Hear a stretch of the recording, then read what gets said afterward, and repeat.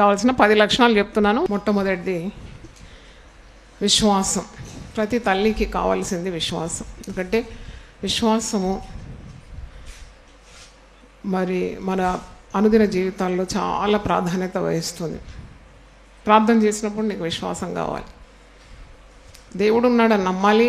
దేవునికి చేసిన మొరలకు జవాబు వస్తుందని కూడా నమ్మాలి. ప్రార్థన ఆలకిస్తాడు, ప్రార్థనకు జవాబు ఇస్తాడని నమ్మాలి.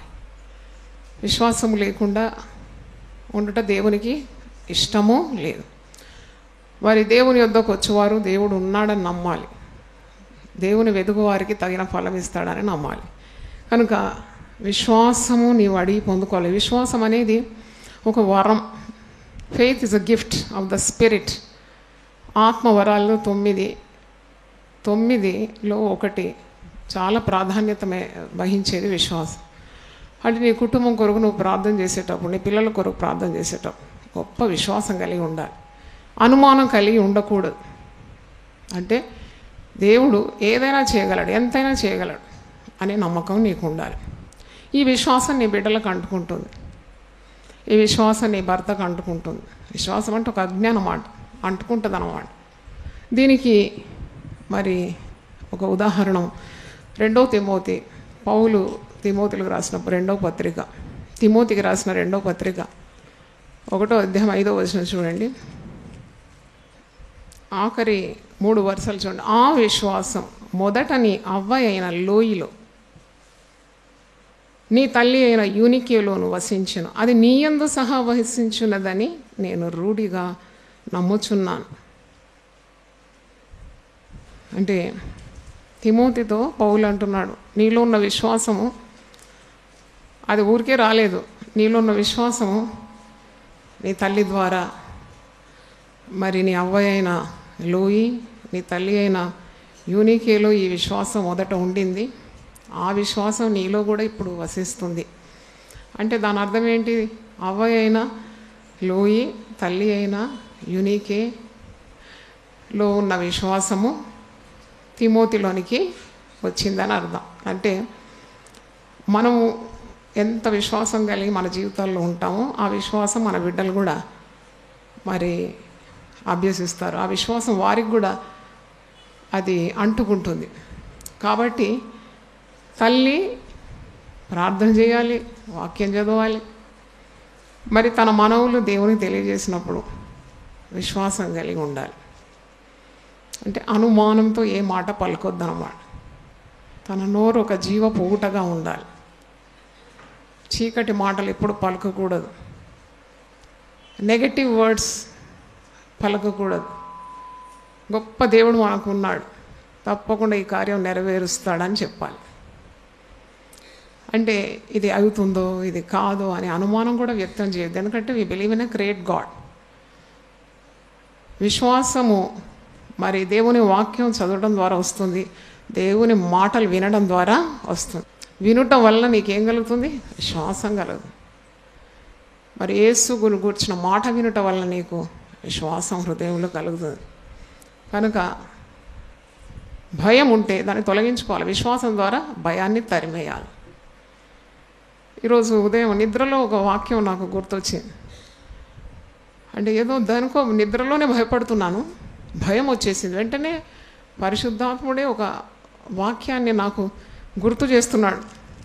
అంటే మన శరీరాలు నిద్రావస్థలో ఉన్న ఆత్మ ఎంత చురుగ్గా ఉంటుందని అనిపించింది నాకు. 34వ కీర్తన 4వ వచనంలో ఒక మాట ఉంది కదా, నేను యెహోవా యొద్ద విచారణ చేయగా నా కలిగిన భయములన్నిటిలో నుండి ఆయన నన్ను తప్పించాను. 34:4 చూడండి. నేను యెహోవా యొద్ద విచారణ చేయగా ఆయన నాకు ఉత్తరం ఇచ్చాను. నాకు కలిగిన భయములన్నిటిలో నుండి ఆయన నన్ను తప్పించాను. నీకు భయము కలగగానే వెంటనే ప్రార్థన చేసి విశ్వాసంతో నమ్మాలి, దేవుడు నీకు సహాయం చేస్తాడని. తల్లులు చాలామంది పిల్లలు బైక్ తీసుకొని బయటికి వెళ్ళినారు, తిరిగి వస్తారా, చస్తారా, లేక భర్త పెడదారిలో వెళ్ళిపోతాడా, కుటుంబం పాడవుతుందా, పిల్లలు దుర్మార్గులు అవుతారా? ఇలాంటి తలంపులు అస్సలు విశ్వాసీలైన తల్లులకు ఉండకూడదు. నీతిమంతుడు విశ్వాస మూలమున బ్రతుకుతాడు అనమాట. దాన్ని just shall live by faith అంటే ఇలాంటి తలంపులు కూడా నువ్వు మరి నీ మదిలో ఉంచుకోవద్దు. దాన్ని గెంటివేయాలి, విశ్వాసంతో గెంటివేయాలి. ఒక చీకటి గదిలో స్విచ్ చేయగానే ఏమవుతుంది? అక్కడ చీకటి ఉంటుందా? ఉండదు. ఆ వెలుగు ఏం చేస్తుంది? చీకటిని తరిమేస్తుంది. అలాగూ దేవుని వాగ్దానాలు, దేవుని మాటలు నీ మదిలోకి తీసుకొని వచ్చి నీ భయాలన్నీ కూడా గెంటివేయాలి. దేవుని నమ్మాలన్నమాట. ఎందుకంటే నువ్వు దేనికి ఎక్కువ భయపడతావో అది నీ జీవితంలో రంగు రూపం దాల్చుకొని వచ్చేస్తుంది అన్నమాట. యోబు కూడా అంటాడు కదా, నేను దేనికి భయపడుతునో అదే నా మీదికి వచ్చి ఉన్నది. భయపడొద్దు అన్నమాట, దేనికి భయపడొద్దు. దేవుడు ఉన్నాడు, నేను దేవుని బిడ్డను, నేను నా కుటుంబం దేవుని అరచేతిలో చిక్కబడినాం. అంతే. విశ్వాసం ఉండాలి, ఎప్పుడు విశ్వాసం ఉండాలి. ఆ విశ్వాసము వృద్ధి చేయమని దేవుణ్ణి అడగాలి. విశ్వాసము మరి ఒక్కొక్కరికి ఒక్కొక్క పరిమాణంలో ఇవ్వబడుతుందని వాక్యంలో ఉంది. నీకు ఎక్కువ పరిమాణంలో విశ్వాసం కావాలంటే బాగా దేవుణ్ణి అడగాలి, దేవుడు నాకు విశ్వాసం దయచేయి. విశ్వాసం అనున్నది నిరీక్షింపబడు వాటి నిజస్థానం, అదృశ్యమైనది ఉన్నవనుటకు రుజువైంది. అంటే నువ్వు చూడకుండానే నమ్ముతున్నావు అన్నమాట. గొప్ప దేవుడు ఉన్నాడు, నా బిడ్డలను బాగు చేస్తాడు, నా భర్తను బాగు చేస్తాడు, నా ఇంటిని బాగు చేస్తాడు, నేను అడిగినవి నాకు ఇస్తాడు, నేను కోరినవి నాకు దయచేస్తాడని విశ్వాసం, నమ్మకం. ఆయనను ఆశ్రయించిన వారందరూ ధన్యులు. దేవుని స్తోత్రం, hallelujah. Blessed are those who trust him. ఇది మనం ఇక్కడ ఎందుకు వచ్చినామంటే ఆయనను ఆశ్రయించడానికి వచ్చినాం, నమ్ముతున్నాం అన్నమాట. ఇలాగూ అందరం కలిసి కూడుకొని ప్రార్థన చేస్తే దేవుడు మనవి వింటాడు, మన కుటుంబాలు బాగుపడుతుంది, మన బిడ్డలు రక్షణ మార్గంలో వస్తారనే విశ్వాసంతో వచ్చినాం. కనుక నీవు నమ్మిన ఎడల దేవుని మహిమను తప్పకుండా చూస్తావు. దేవుని స్తోత్రం. నమ్ముట నీ వలనైతే నమ్మువానికి సమస్తము. కనుక మొట్టమొదటిది విశ్వాసం, అడిగి పొందుకోవాలి. రెండవది చూడండి, రెండవది ప్రతి స్త్రీ కూడా ఒక విశ్వాసమైన తల్లి జ్ఞానం అడగాలి దేవుని దగ్గర నుండి. తన కొరకు మాత్రం కాదు, తన భర్తకు అడగాలి జ్ఞానం, తన పిల్లల కొరకు జ్ఞానం అడగాలి. అంటే ఈ లోకంలో జ్ఞానము కలిగి మనం బ్రతకాలి కదా. జ్ఞానం అంటే దాని నిర్వచనం సామెతల గ్రంథంలో ఉంది, యెహోవా యందు భయభక్తులు కలిగి ఉంటే జ్ఞానమునకు మూల. అంటే దేవుని యందు భయభక్తులు కలిగి నువ్వు చెడుతనాన్ని విసర్జించి ఏ చిక్కుల్లో చిక్కుకోకుండా సురక్షితంగా యేసు రక్తంలో నువ్వు పొదగబడి ఈ పాప ప్రపంచంలో చక్కగా నడవగలుగుతున్నావంటే దేవుని జ్ఞానము నీకు ఉన్నది. కొందరికి దేవుని గురించిన జ్ఞానము లేదు, వారికి సిగ్గు కలుగుటకే ఈ మాటలు చెప్తున్నానని ఒక దగ్గర ఉంది కదా. అంటే దేవుని గురించిన జ్ఞానం నిన్ను ఈ పాప ప్రపంచంలో ఏ మాలిన్యం అంటకుండా నిన్ను భద్రంగా, నిన్ను నీ కుటుంబాన్ని ఏం చేస్తుంది? కాపాడగలుగుతుంది. జ్ఞానం కలగాలి. జ్ఞానం లేక ఎన్ని కుటుంబాలు పాడైపోయింది. చిన్న పిల్లలు ఇద్దరు ఆహారం లేకుండా మాడిపోయి ఎంతో నీరసించున్నారు ఆ పిల్లలు, ఆ భర్త, భార్య. మంచి ఉద్యోగాలు ఉన్నాయంట వాళ్ళకు, ఎక్కడో గుంటూరు, ఎక్కడో వారి ఊరు. ఆమె చిట్టీల వ్యాపారం చేసిందంట. చిట్టీల వ్యాపారం చేసి మరి డబ్బులు అందరూ ఎగ్గొట్టేసినారు. మరి ఈమె చాలామందికి డబ్బులు ఇచ్చేది ఉందంట, ఇంకెవరో ఈమెకి ఇచ్చేది ఉందంట. మొత్తానికి ఆమె ఉద్యోగాలు కూడా వదిలిపెట్టి అక్కడ బ్రతకడానికి వీలు లేకుండా హైదరాబాద్కి వచ్చినారు. హైదరాబాద్లో బ్రతకడం సులభమేనా? నేను మీకు ఎంతగానో సహాయం చేయగలను, ఒక పూట ఆహారం పెట్టగలను, కొద్దిగా డబ్బు ఇవ్వగలను, కానీ మీరు చేసిన పని ఎంత బుద్ధి లేని పని. చూడండి, దేవుని భయం ఉంటే దేవుని జ్ఞానం ఉంటుంది. ఆ జ్ఞానం ద్వారా ప్రతి కీడు నుండి నీవు విడిపింపబడుతున్నావు. దేవుని స్తోత్రం, హల్లెలూయా. నీ కాలు చిక్కబడకూడనట్లు యెహోవా నీకు ఆధారం అవుతాడంట. దేవుని స్తోత్రం. అన్ని కుటుంబాలు ఇలా పాడవుతుంది. తెలివి లేక సంతకాలు పెడతారు. అప్పుడు తెలివి కలిగిన భార్య వెనుకుండి చెప్పాలి, అయ్యా నువ్వు సంతకం చూడకుండా పెట్టొద్దు. భర్త ఒక అడుగు తప్పుడు అడుగు వేస్తే వెంటనే తెలివి కలిగి, జ్ఞానం కలిగి, దైవ భయం కలిగిన స్త్రీ సరి చేసుకోవాలన్నమాట. పిచ్చి పిచ్చి సంతకాలు పెట్టి జీవితం అంతా కూడా మరి అలాగూ షూరిటీ, గ్యారంటీలు నిలబడినందుకు జీతాలన్నీ పోయి ఇంటికి ఖాళీ చేతులతో వస్తారు. చూడండి, కుటుంబం యొక్క స్థితి ఎంత దిగజారిపోతుంది. కానీ ఒక జ్ఞానం కలిగిన స్త్రీ, ఆమె జ్ఞానము కలిగి తన నోరు తెరచును. చప్పట్లు కొట్టి దేవుని స్తుతించు. ఆమె జ్ఞానం కలిగి నోరు తెరుస్తుందట. కృపగల ఉపదేశం ఆమె బోధిస్తుంది. ఆమె నోరు తెరిస్తే కృపతో కూడిన ఉపదేశం. భర్తతో ఎలా మాట్లాడాలి, పిల్లలతో ఎలా మాట్లాడాలి, ఎడాపెడా మాట్లాడదు అనమాట. ఆలోచించి నోరు తెరిచి మాట్లాడదు. ప్రతి మాట కూడా విలువైంది, బరువైంది. ఆమె మాటలు మరి కుటుంబానికి క్షేమం కలుగజేస్తుందట, పిల్లలు మంచి మార్గంలో రావడానికి. అందుకే సామెతలు 1:8 నీ తల్లి చేయు బోధను నీవు తృణీకరించు. అంటే తల్లి బోధ చేస్తుంది కదా, తల్లి ఉపదేశిస్తుంది జ్ఞానం కలిగి. తర్వాత ఈ తల్లి ఏం చేయాలంటే జ్ఞానం కొరకు అడగాలి, పొందుకోవాలి. పరిశుద్ధ గ్రంథంలో నేను చదివినంత మట్టుకు దేవునికి చాలా ఇష్టం జ్ఞానం అడగడం. అందుకే అంటాడు యాకోబు 1:5 మీలో ఎవరికైనా జ్ఞానం ఉంటే నన్ను అడగండి, నేను ఎవరిని గద్దింపక అందరికీ ఎలాగిస్తాను, ధారాళంగా ఇచ్చేది జ్ఞానం. ప్రేమ అడిగితే కుమ్మరిస్తాడట, బలం అడిగితే కూడా ఇస్తాడు, కానీ జ్ఞానం అడిగితే ధారాళంగా నేను ఇస్తానని యాకోబు 1:5. కాబట్టి నీ పిల్లల కొరకు జ్ఞానం అడగాలి. దేవుడు నా బిడ్డలకు జ్ఞానం దయచి, నా భర్తకు జ్ఞానం, నాకు జ్ఞానం దయచేయమని ప్రార్థన చేయాలి. బుద్ధి జ్ఞాన సర్వ సంపదలు ఆయన యందు గుప్తములై ఉంది. దేవుని స్తోత్రం, hallelujah. In him are hidden the treasures of wisdom. అంటే ఆయనలోనే గుప్తములై ఉంది, నువ్వు అడిగి పొందుకోవాలన్నమాట. జ్ఞానం అడగాలి. దేవుడు జ్ఞానం అడిగితే ధారాళంగా ఇస్తాడు. యెహోవా యందు భయభక్తులు ఉంటే జ్ఞానమునకు మూలం. యెహోవాయే జ్ఞానం ఇచ్చేవాడు. యెహోవా ఆత్మ జ్ఞాన వివేకము గల ఆత్మ. కొందరు నేను నా పరిశుద్ధాత్మ నింపబడినానంటారు, తెలివి లేకుండా పనులు చేస్తూ ఉంటారు. కానీ పరిశుద్ధాత్మతో నింపబడిన స్త్రీ చాలా జ్ఞానం కలిగి ఉంటుంది. ఎందుకంటే యెహోవా ఆత్మ ఎలాంటిది, జ్ఞాన వివేకము గల ఆత్మ, తెలివియు వివేచనయు పుట్టించు ఆత్మ. కనుక పరిశుద్ధాత్మతో నింపబడిన స్త్రీ అంటే నీకు చాలా మొట్టమొదట నీ లక్షణం అంటే చాలా జ్ఞానం కలిగి ఉంటావు, జ్ఞానం కలిగి మాట్లాడతావు, జ్ఞానం కలిగి నోరు తెరుస్తావు, జ్ఞానం కలిగి ప్రవర్తిస్తావు. ఇంట బయట ఉద్యోగ స్థలంలో యు బిహేవ్ వెరీ వైజ్లీ. మరి అట్టి జ్ఞానము దేవుని యొద్ద నుండి నీవు పొందుకోవాలి. జ్ఞానవంతురాలు ఇల్లు ఏం చేస్తుందట, కట్టుకుంటుందట. 3 రాళ్ళైతే తన చేతులతో తన ఇల్లు ఊడబెరికేస్తుంది. జ్ఞానం కలిగి కాపురం చేయాలంటారు కదా. ఒక స్త్రీ జ్ఞానం కలిగి ఉంటే తన ఇరుగు పొరుగు వారితో ఎలా ఉండాలి, బంధువులతో ఎలా ఉండాలి, ఆడపడుచులతో ఎలా ఉండాలి. ఒక యవనస్తురాలు 30 సంవత్సరాలు, ఒక పాపకు బాబు ఉన్నారు, ఒక 5 సంవత్సరాలు 3 సంవత్సరాల పాపతోటి మామ ఒక మాట అన్నాడంట. అనకూడని మాట అంటే చాలా రోషం వచ్చి 2 పిల్లలు తీసుకొని వెళ్ళిపోయింది. ఎక్కడ పోయింది ఇప్పటివరకు పత్తలేదు. నేను కూడా నంబర్ తీసుకొని ఫోన్ చేసిన, రింగ్ అవుతుంది కానీ తీయడం లేదు. దేవుని వాక్యము నీ హృదయంలో నింపుకుంటే ఇలాంటి పిచ్చి ప్రవర్తన ఎప్పుడు చేయవు కదా. ఒక మాట ఏంటి, 1000 మాటలని నీకేం పర్వాలేదు. వాడిని క్షమించి వారి కొరకు ప్రార్థన చేసి పరిచర్య చేయడానికి కూడా శక్తి దేవుడు ఇస్తాడు. అదే కదా పరిశుద్ధాత్మ శక్తి.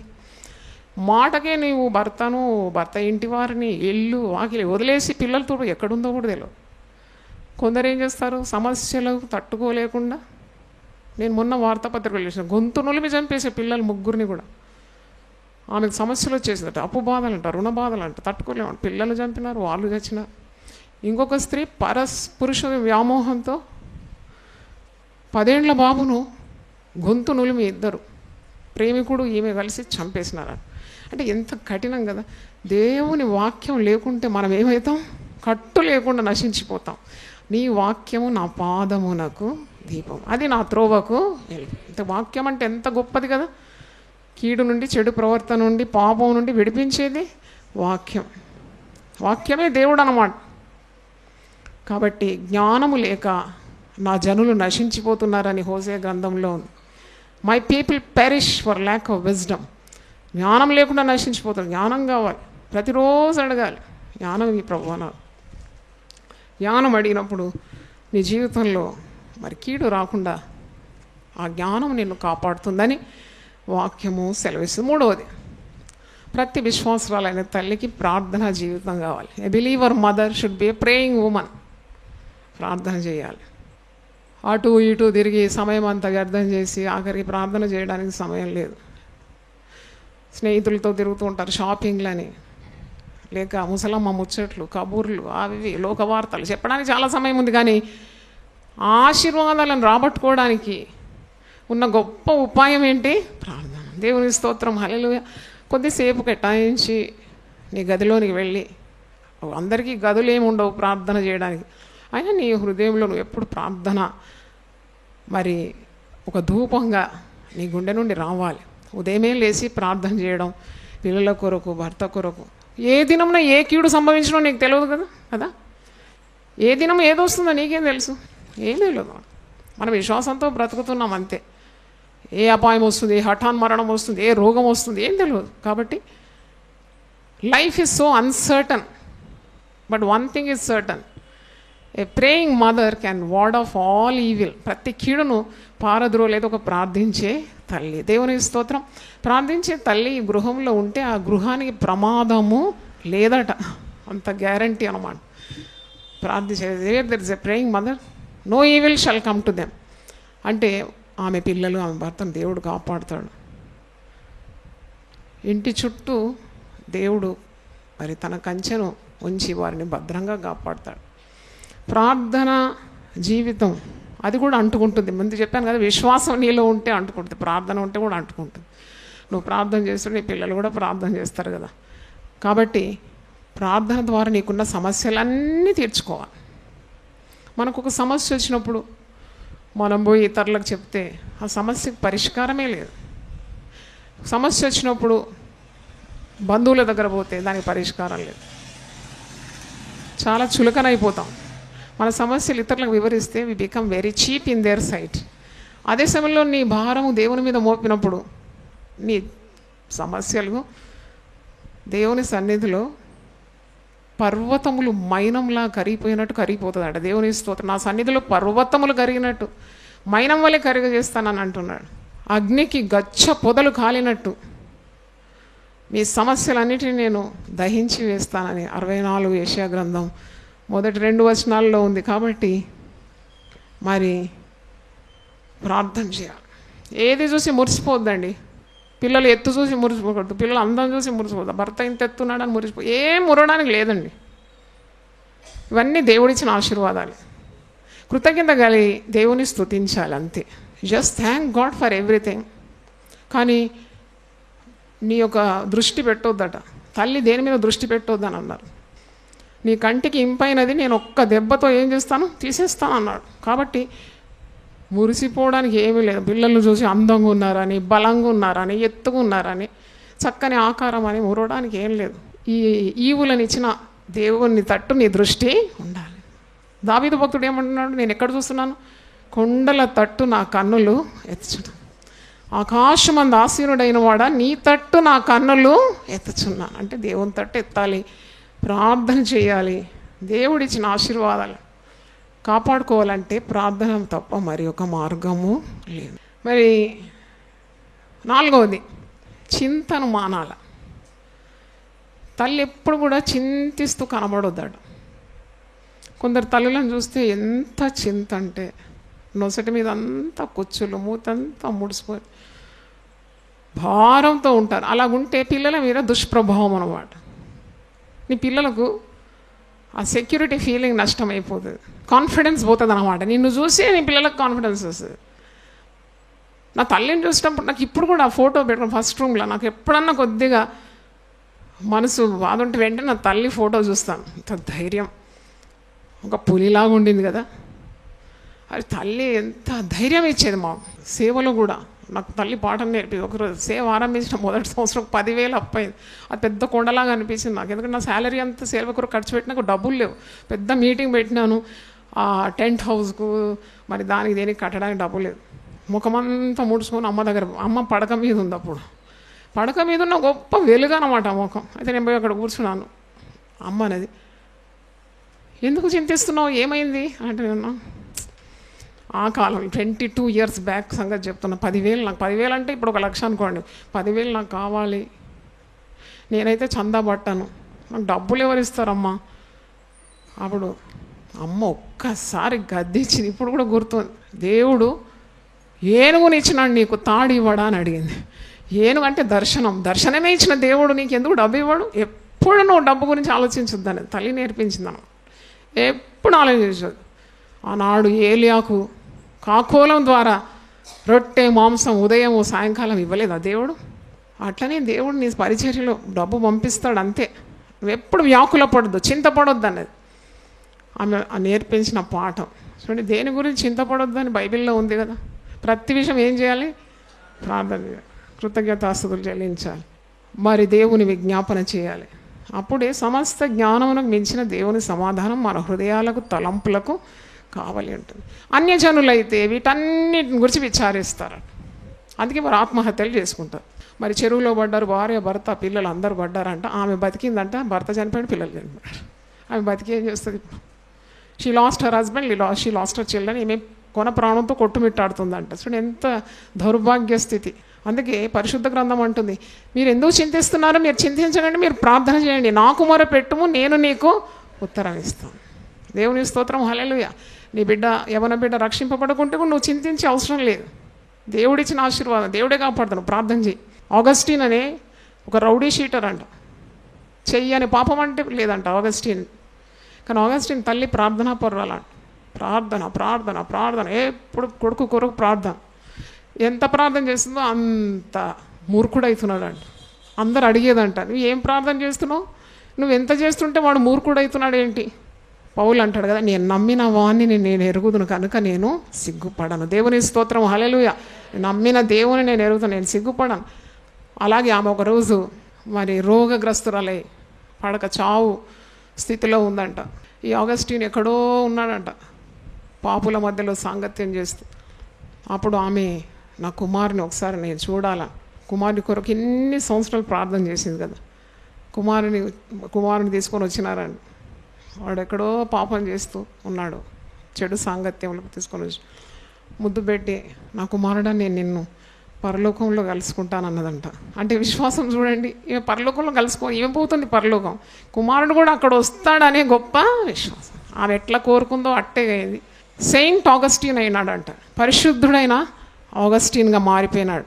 అంటే ఇన్ని పాపాలు చేసిన వాడు తల్లి ప్రార్థన ద్వారా పరిశుద్ధునిగా మారాడు. Sinner becoming a Saint. అలాగే స్కాఫీల్డ్ అనే యవనస్తుడు, అలాగే ఆయన చరిత్ర తల్లి ప్రార్థన ద్వారా గొప్ప భక్తుడై స్కాఫీల్డ్ రెఫరెన్స్ బైబిల్ రాసినాడు. కనుక ప్రార్థన ఎప్పుడు కూడా నిష్ఫలము కాదు. మన ప్రయాసము ప్రభువునందు ఏనాడు వ్యర్థము కాదు. దేవుని స్తోత్రం, హల్లెలూయా. చింతించొద్దాడు. చింతతోటి ఏమవుతుంది? మన శరీరాలన్నీ పాడవుతుంది. ఇంట్లో స్త్రీ ఆరోగ్యంగా ఉండాలి, కడకడలాడుతుండాలి, ఇంటికి దీపం ఇల్లాలి కదా.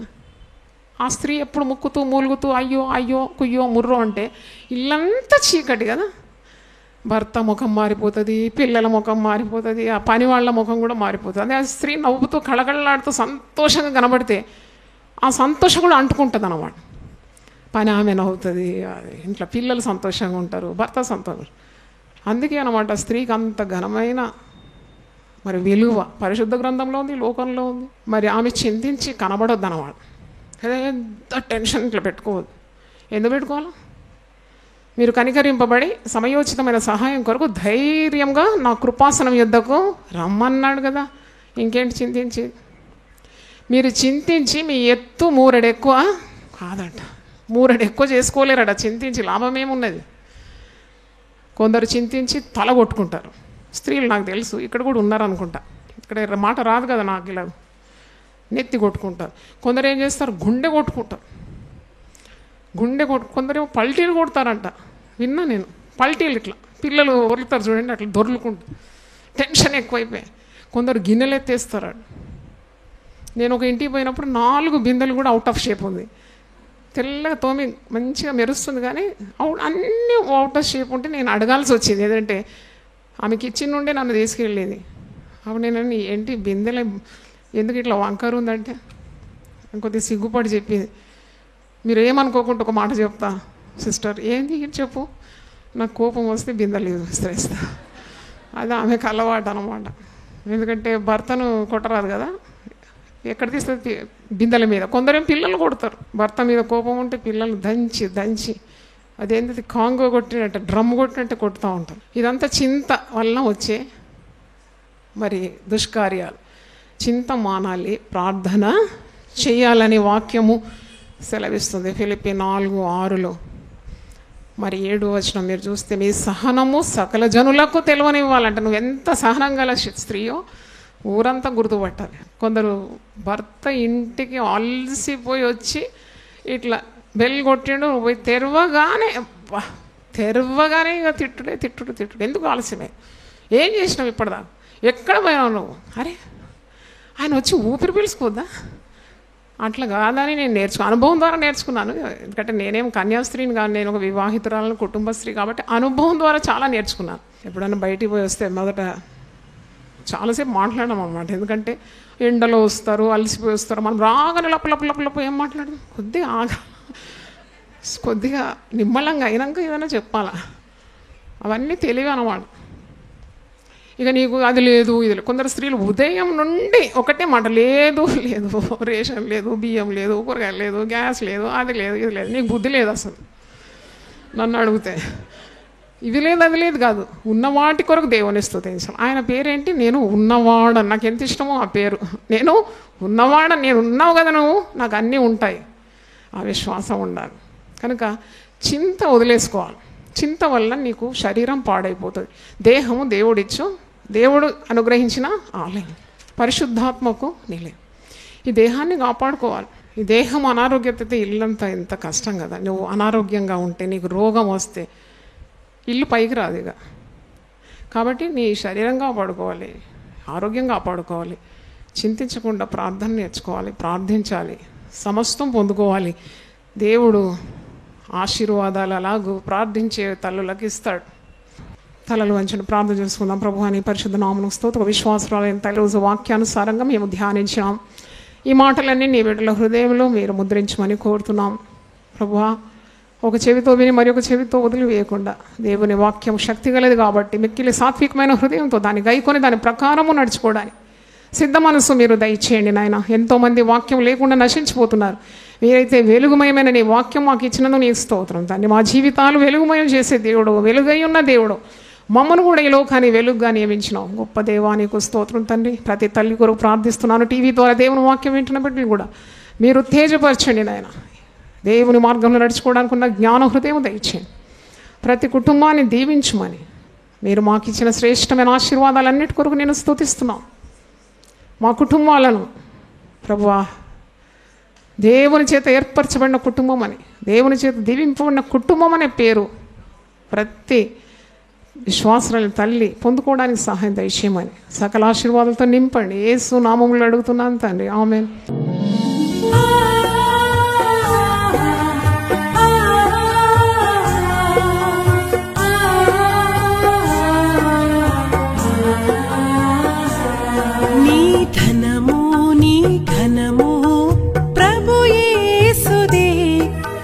దశమా భాగము నీయ వెనుదీతువా. నీ ధనము నీ ఘనము ప్రభు యేసుదే. నీ దశమా భాగము నీయ వెనుదీతువా.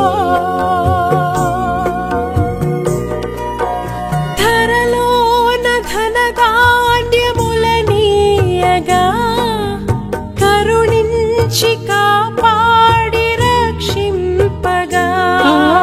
ధరలోన ధనధాన్యముల నీయగా కరుణించి కాపాడి రక్షింపగా. పరలోకనాదుండు నీకీయగా మరి యేసు కొరకీయ వెనుదీతువా.